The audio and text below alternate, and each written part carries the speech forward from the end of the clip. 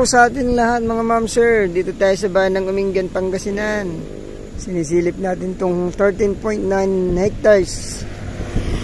Napakahaba po ng frontage. Ito po yung umpisa ng lupa hanggang doon sa may dulo doon. 500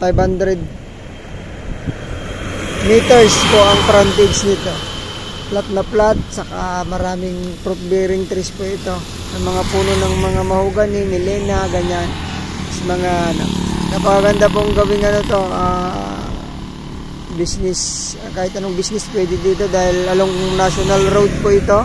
Ito po yung papuntang Carmen, palabas po ng Tiplex. Ito naman papuntang Isabela.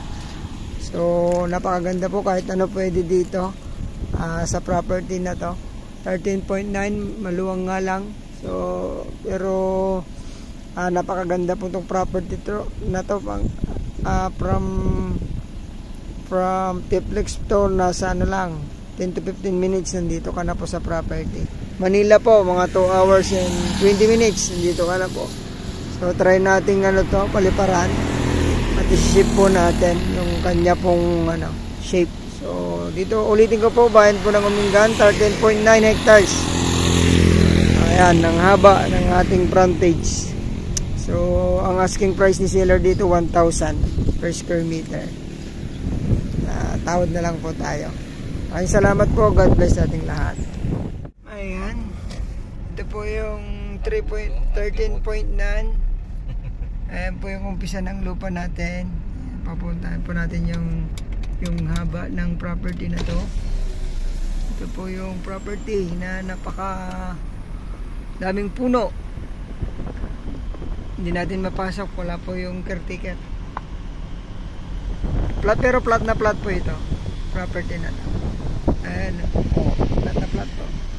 So yan, hanggang dun po yung ating property na inalok po namin sa inyo ngayon. Ang haba ng frontage 500 meters. Ibali po mapaliparan po ng drone nito. Makita niyo po yung shape at ganda ng property. So masukal sa harap pero sa gitna flat, malinis.